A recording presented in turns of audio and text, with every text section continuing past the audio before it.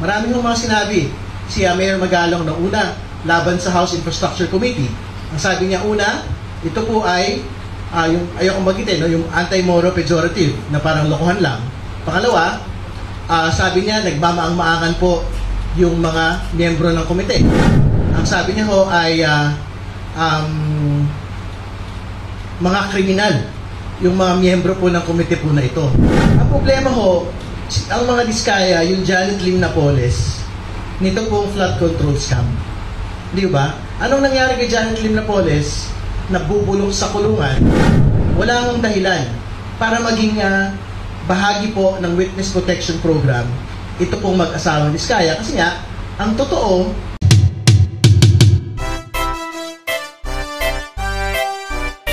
but given yung appointment nila and wala pa pong chairperson, sa tingin nyo po, paano po ba dapat sinasala ng Independent Commission yung reports na napupunta sa kanila? Lalo na ongoing po yung investigation ngayon ng House tsaka ng Senate. So paano po kaya yung magiging delineation? Ano po yung basa nyo so far since wala pa pong na-appoint the chairperson? Well, ang sagot po natin dyan ay we will have to wait for the entire commission to be completed. No? Kasi ultimately, the three members will have to decide how they will go about it, the methodology by which they will proceed. No? So, malayo naman po silang magpasya kung paano po nila ito gagawin. So, pero I can guess na ang pagsisimulan po talaga pa rin nila ay kung paano po yung pinagsimulan po ng Kongreso at Senado. Kung saan po nagpunta yung Pangulo. No? So, I'm sure they will complete the picture as an independent commission dito po sa nangyayari sa Bulacan. Although, more or less complete naman na po yung picture mula sa Senado at sa Kongreso. No? So, we will share information and documents with ICC as soon as they get organized. Malamang pupunta rin sila based sila sa Benguet, pero baka maunahan na po namin sila in the succeeding hearings. No? Kasi pinuntahan din po ng Pangulo yun, yung pong usapin po ng rock netting schemes at yung pong yung rock shed sa Benguet. No? After kasi po nito, si Secretary Vince Dizon na po ng DPWH, yung pong umiikot. So, I think he went back to Bulacan where he saw the 96 million ghost project of Wawa Builders. No? Yun. So, tingin ko, yun din yung tatahakin nila na proseso sa pagsisiyasat. Pero syempre, malaya din naman sila na magpasya kung saan din po dapat mauna. No? And syempre, gusto mo natin din talaga merong focus dun sa pinakamalalaking mga kontrata at pinakamalalaking mga proyekto at pinakamalalaking mga kontratista.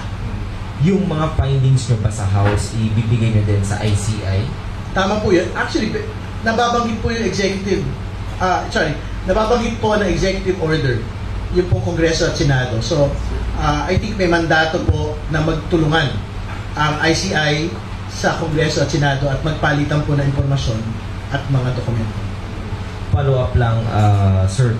Yung dito sa tawag dito, may iba po kasing like what you mentioned kanina, nagkakask yun ng doubt doon sa testimony ng Tezcaya Copol.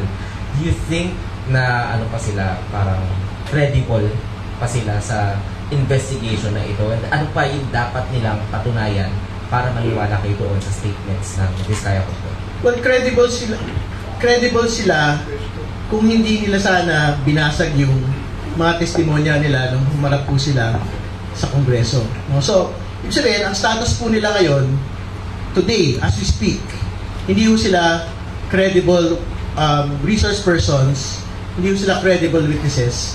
Ang pagtingin po ng mga tao, hindi po buong katotohanan yung pong binabanggit nila. Kasi, katulad na binanggit ko nung umpisa ng hearing, matitest yung kanila pong credibilidad on two things. Una, sino ho yung mga kasama sa ledger bago 2022? When in fact, yung operations po nila, tumodo, hindi lang 2022, kundi 2016, as admitted by Sara Tezcaya in the Senate, as seen by the financial statements ng lahat po ng Tezcaya firms. No? So yun yung una eh. Pangalawa, bukod sa mga kongresista, meron bang mga senador na makakasali po rito? Kasi nga, katulad na binabanggit ko, hindi lang naman ho district congressmen, hindi lang ho party list congressmen, yung po mga, meron pong pinapropose na mga proyekto during budget deliberations. Hindi, kahit mga senador, meron pong mga pinapropose na mga proyekto sa panahon po ng budget deliberation. So, gusto nating malaman yun. No? So, kung sabihin nila, wala, hindi wala. Hindi ba? Pero, yun po talaga yung two most important truth gaps sa kanilang pong mga testimony. So, hopefully, pagka sinalang po silang muli, meron po silang gawing paglilinaw sa bagay na ito. Kasi nga, as far as the last hearing is concerned, huli na sila na nagsisinungaling sa mga tao. Balik uli ako, no? Tatanong ako, Philip Lustre, ako kolumnista. May tanong ako kay Congressman Ridon. Nabasa ko yung statement niyo na payag kayo doon sa dalawang napisil o napili ng Pangulo sa Independent Commission. Sino ba ito? Si Salazar ng SDB, saka si yung isa pa, no? Pero meron kayong reservation dito kay Mayor Magalong, no? Ngayon, merong mga observation na mukhang mali yata, walang vetting process dito sa appointment niya, no, ni Magalong dahil pinagbabawal ng batas ang appointment ng isang nahalal elected official sa isang appointed position. Hindi ko alam kung anong masasabi nyo dyan, observation na yan, at pakiulit na uli yung reservation nyo kay Mayor Magalong. Siguro, babanggitin ko na lang po yung entire statement, no? Patungkol po sa Independent Commission on Infrastructure. Siyempre, ini-welcome po natin. Wala pong mic.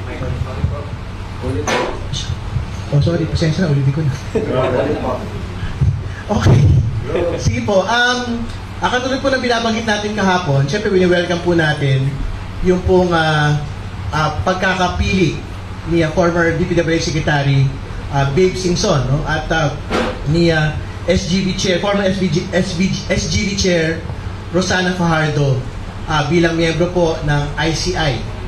Siyempre, si Secretary Babes, marami mo siya mga in-institute na mga reforma sa atin pong DPWH na dapat pong magpatuloy, no? Kahit hindi na ho siya yung pong nagpapatakbo po nito. No? Pero binanggit din ho natin, tama po kayo, na dapat pong na ginagalang po natin yung pong pagpili kay Baguio City Mayor Benjamin Magalong bilang Special Advisor ng ICI. Pero mahalaga lang pong i-note ng ICI Commission, ito pong mga public statements ni Mayor Benji Magalong sa mga partikular na mga proyekto, partikular na mga personalidad in the past, no? Para ma-determine nila kung dapat ba siyang mag-inhibit sa ilang mga partikular na mga kaso na pinag-usapan. Kasi babalikan ho natin, marami hong mga sinabi si Mayor Magalong na una, laban sa House Infrastructure Committee.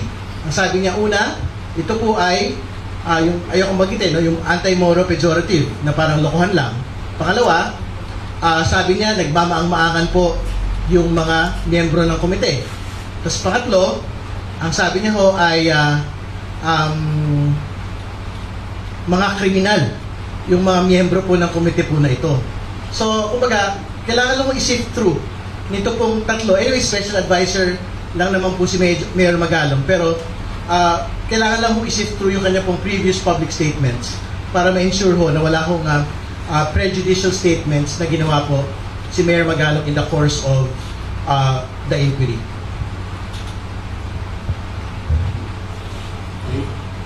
Okay. Good morning po, Caricator TV5.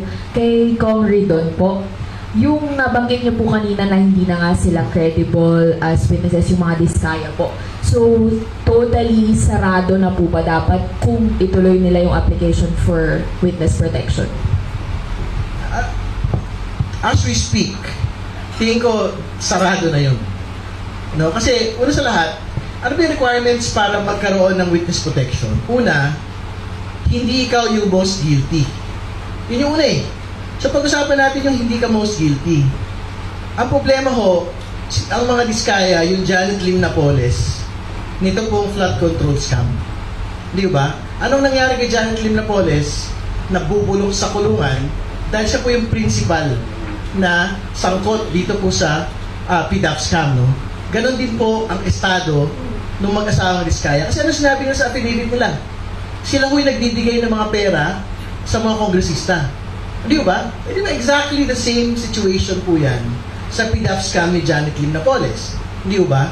So, absolutely, wala nang dahilan para maging bahagi po ng Witness Protection Program ito pong mag-asawang Diskaya. Kasi nga, ang totoo, kung wala sila doon sa mga most guilty, paano mo natin maipapatunayan ito pong mga ibang pang mga sangkot dito?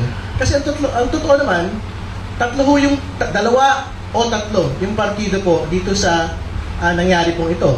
Yung pakipagsabuatan sa mga matataas na opisyal sa DPWH at o yung pakikipagsabuatan sa mga kongresista at senador. Ibig sabihin, kung hindi sila kasama, hindi yung tatayo yung kaso. Hindi ba? So, absolutely, kung yun po yung question on a technical and legal sense, hindi ko sila pwedeng makasama sa Witness Protection Program. And then kung recently, sa pinakahuling press con nila ng Diskaya Cup, parang sinasabi, natanong din po kasi sila kung bakit 2022 onwards lang yung reveal nila dun sa listahan po nila. Ang sinasabi po kasi nila, yun lang din yung hiningi nyo po sa Senado at sa Kongreso. Kaya hindi raw nila sinama yung 2016 to 2022 at in-insist po nila na hindi raw selective yung halanan nila. Ano masasabi niyo po? Alam mo, nahuli ko na yan nung hearing pa lang eh. Kasi bukod doon sa bukod po doon sa binabanggit nila walang 3-strike rule, parang may binabanggit na sila na hindi, ano lang naman eh, 2022 kasi yung pinag-uusapan. Parang nabanggit niyo nung hearing, hindi ko lang nabalikan na. No? Pero parang sinasabi nga nila nga ngayon na kasi nga yung agenda ay 2022 lang. Kaya ang laman daw po na affidavit nila ay 2022 onwards. No? Yung una kong tanong, sino nagsabi sa kanila na 2022 onwards lang ilalagay sa affidavit? Senador ba yun? Hindi ba? O yung abogado lang yung nagsabi? Kasi ang totoo naman, kung gagawa ka ng affidavit para sa katotohanan, sabihin mo na lahat, hindi ba? Kasi ang totoo naman, kung totoong merong bigayan, bakit ka nakabatay sa petsa lang? Hindi ba? Parang medyo panloloko naman sa tao. And more importantly, ano ka na eh, touch move ka na dun sa binanggit mo. Ang binanggit mo sa Kongreso, sabi mo, kaya ka hindi nagbibigay. Bakit? Dahil 2022 po, yung 3-strike rule. Ano yung napatunayan doon? Hindi 2022, yung 3-strike rule, yung Department Order 2015, yung batas 2003. Hindi ba? So hindi mo pwede sabihin ngayon na kaya lang kayo naglagay ng mga pangalan dahil 2022 lang po yung pong sinabi na coverage. And more importantly, sabi nyo, ang ledger, nagsimula lang kayo magbilang noong 2022. Hindi ba? Iba yun eh. Iba yung sinabi mo na yung nasa affidavit ko, may nagsabi sa inyo na 2022 onwards na yung coverage. Di ba? Ibang bagay pa yung sinasabi mo na yung ledger nyo, 2022 lang po nagsimula. Magkaibang mga bagay yun. At iba pa, yung binabanggit ko na, yung main yun na depensa, na mystery, kaya kailang bigay sa mga congressman dahil 2022 lang ho, nagsimula yung pong bigayan. At dahil yung bigayan sa congressman, dahil nga, yung 3-strike rule, doon lang din daw nagsimula o doon lang din daw tumindi. So, tingnan pa ho natin sa mga susunod pong pagdinig, kung magbabago pa ho ito pong kanilang mga pahayag. Actually, kung may sinabi rin sila na hindi raw pwede yun, hindi raw nila pwedeng voluntary i-release yung 2016 to 2022 unless hingin nyo daw, open daw sila na ilista rin yung mga yun.